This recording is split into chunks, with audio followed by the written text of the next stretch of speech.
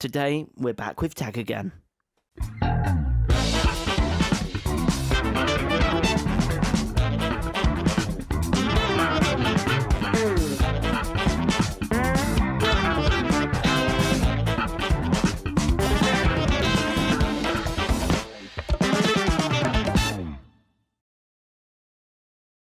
Hello, welcome back to the DesignCast. And of course, my background music does not want to play. Come on. Second time I've relaunched Spotify. Well, sorry, we're going to have no background music, but that's fine. So, back here again. We are back with tech. This podcast, I feel, is becoming very technology-based. We have focused a lot on NFTs, we have focused a lot on art, but this podcast is going to be fairly focused on technology. Anyway, you may have noticed I am back on your screen if you're watching us on our YouTube channel, the DesignCast. And that does mean you get to see me horrifically mess up all the time, but it's a laugh. Anyway, and you also see a beautiful sort of temporary background. I haven't really decided what we're doing yet with setup, virtual, visual stuff. Anyway, see, you already get to see me hit my microphone about 3 dozen times. So, let's not do that. Bear with me. This is the fact of recording a podcast live and not editing it so much it becomes fake. Anyway, so we have a little bit of a different format for the podcast as well. Going to creep that in today, just no one's going to notice. And I have actually remembered to record the podcast this time. I'm really doing well, aren't I? So, we're back with AI again. I may as well call this the AI podcast or something like that, because, well, I'm really sorry. Everything has just, on this podcast, become technology or AI based just so quickly, so easily, it just astounds me, really.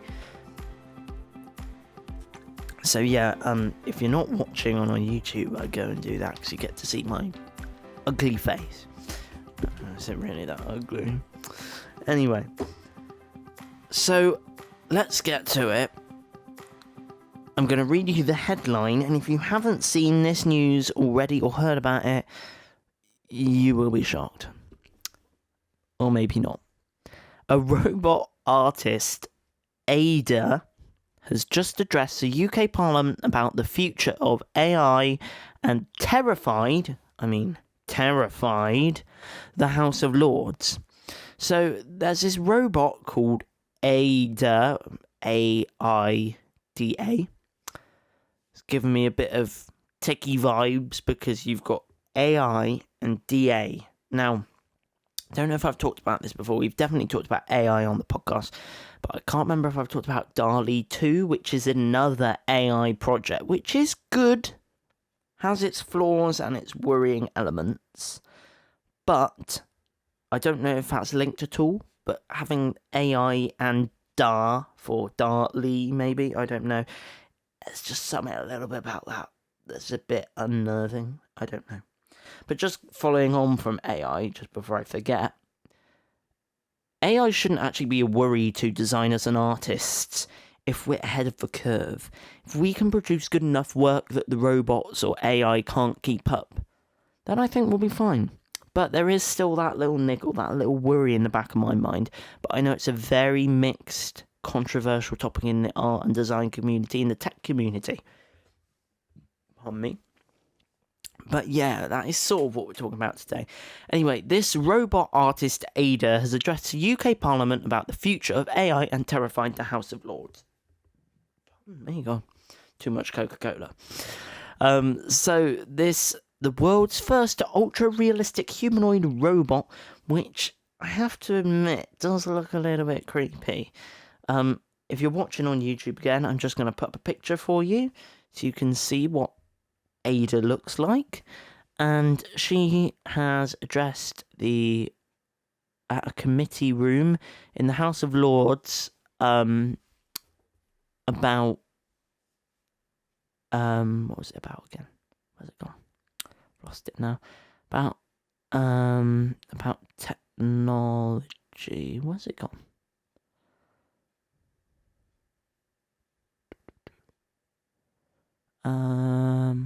It was to do with art. That's why it's on the podcast, maybe.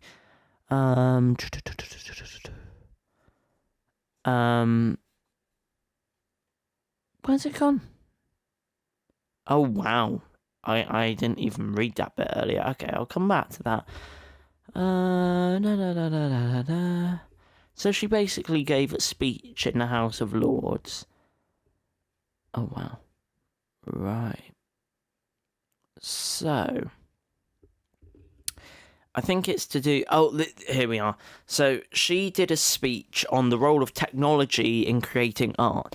And she said, the role of technology in creating art will continue to grow as artists find new ways to use the technology to express themselves and reflect and explore the relationship between technology, society, and culture. She also said that technology... This is the thing that also creeps me out a little bit. We're referring to a robot that isn't a real person as a she. Which, I know it's a female robot, but they're not a real person. Oh, I don't understand it. I'm gonna say she, because that's what the article says, and I'll confuse myself otherwise, but weird. So yeah, she said that technology has already had a huge impact on the way we create and consume art. And that is so true. She said here that the example, the camera and advent of photography and film. And it's likely that this trend will continue. So there is good impacts of technology. I'm not denying that at all. But the way we use it has improved. The way we use technology generally in the world around us in art, yes, it has improved. But it just worries me, just a little bit. But I've talked about that before.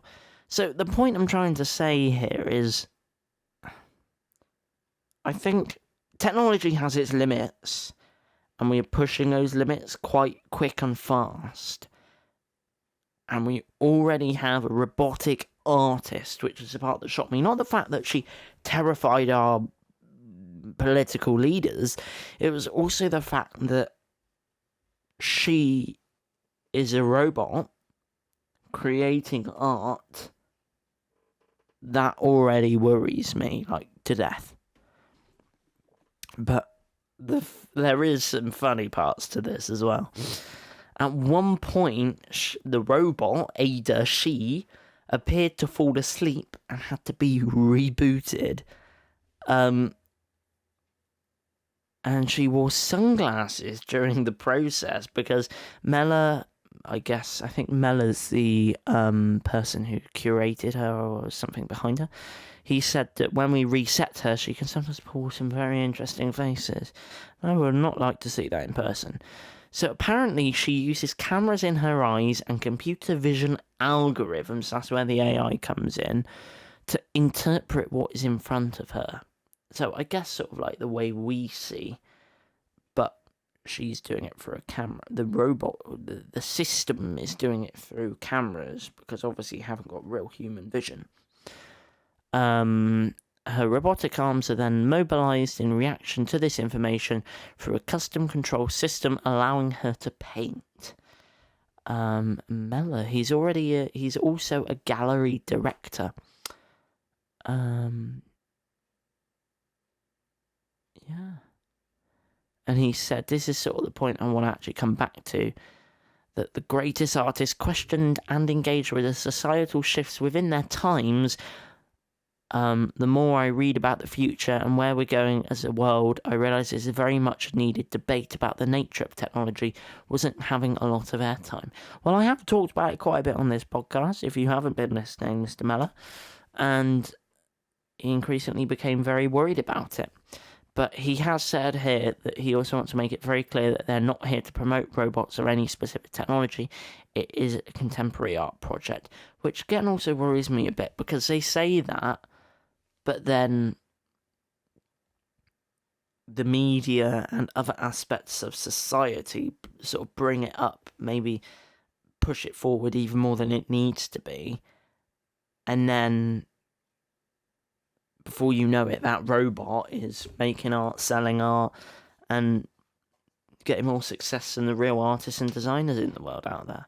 So, I don't know. It is just another thing that really sort of makes me think. Just makes me think that technology really does have its limits, as well as art and design, but it just worries me a little bit. It still does. Anyway, so as I said at the beginning, there is a new format to this podcast starting today. Slightly. So most podcasts, like we just talked about, we have a theme, like a topic that runs the whole podcast. But now we're also going to have a couple of new sections. I'm only going to go on to one of them today. So our new section is...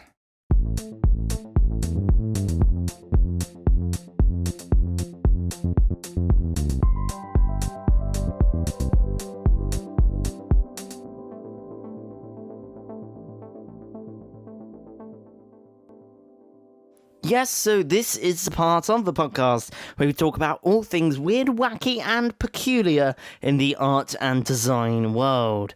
So, we have just talked about robots creating art, which is weird enough, but we're going to go even weirder.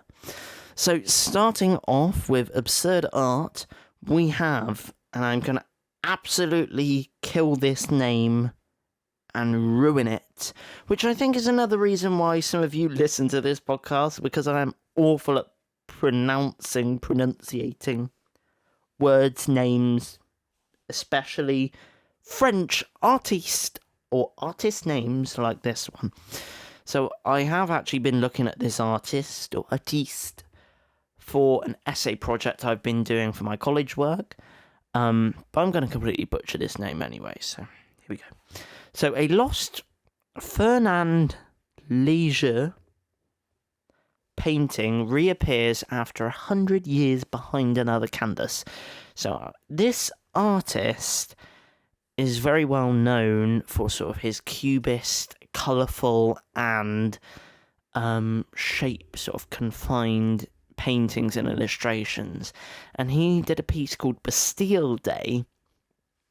And on the flip side, the reverse, these special conservationists, and I'm not going to try pronouncing their studio name because I will muck that up horrendously. On me. Really too much Coca-Cola. And they restore and uncover these sort of things quite regularly. And again, if you're watching on YouTube, I'll put a picture up. There's a newly discovered painting on the back of this canvas. I don't actually know how it was hidden, but it wasn't just painted on the back of canvas, because someone would have seen it. It was hidden. I'd assume like another layer of canvas or a layer of white paint or something was on top of it, but they've brought it up brilliantly, and it really looks like Léger's work. It looks amazing, but very weird. So, yeah, very weird. So, next absurd art story is art expert fired after underestimating a $9 million Chinese vase. So apparently, the unidentified art expert has been fired after grossly undervaluing a Chinese vase at 4,000 times less than its sale price. Yet it is still unclear what drove the price so high. So to be fair, if it's not clear why the price was driven so high, there is a bit of debate to be done there. But I'm going to be honest, a £9 million Chinese art, that is expensive. I know art does sell at ridiculous prices, but that is expensive. But for him to get it 4,000 times less than it should have been, that is insane. So, I don't know what went on there, but... And our final story for absurd art gets even weirder, honestly. You may have heard about this. I don't know. Is that a helicopter in the background? Sorry. So yeah, Damien Hirst has burned his own art after selling it as an NFT. Yeah, you heard me right. Damien Hirst has burnt not one, not two, not three, but hundreds of his pieces of art in his own fireplace. God knows where the fumes are going, eco-activists, but he has burnt hundreds of his pieces of art after selling them as NFTs. So he doesn't have the originals anymore, which is insane. Like, don't get me wrong, if I'm being honest, I hold my hands up. I've made some art, I've made some designs that I've either hated or I have liked. And I've either not got the storage or the space or the proper facilities to keep it. And I just end up chucking it. I think we all do that to an extent. But to deliberately go and burn them, it's just insane. So, I don't know. It's just crazy to me. So, yeah.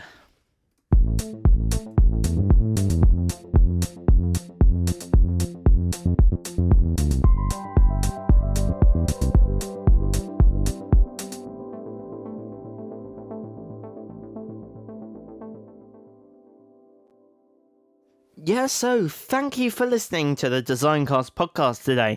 So if you want to send in your questions or be a guest on the podcast, or now if you would like to send in any absurd art stories or news that you've heard, or maybe more locally, not sort of national or global, or any art stories that you want to share that are weird, wacky, funny, or absurd, send them to the DesignCastPodcast@gmail.com. That is the DesignCastPodcast@gmail.com. And also you can go on our website, www.thedesignCastPodcast.com, to listen to old episodes, watch old episodes, and also find us on YouTube, the DesignCast Podcast. And you can find us wherever you listen to your podcast, Apple Podcasts, Google Podcasts, Spotify, wherever you listen, we're on there. So I think that's it. And I'll see you in the next one.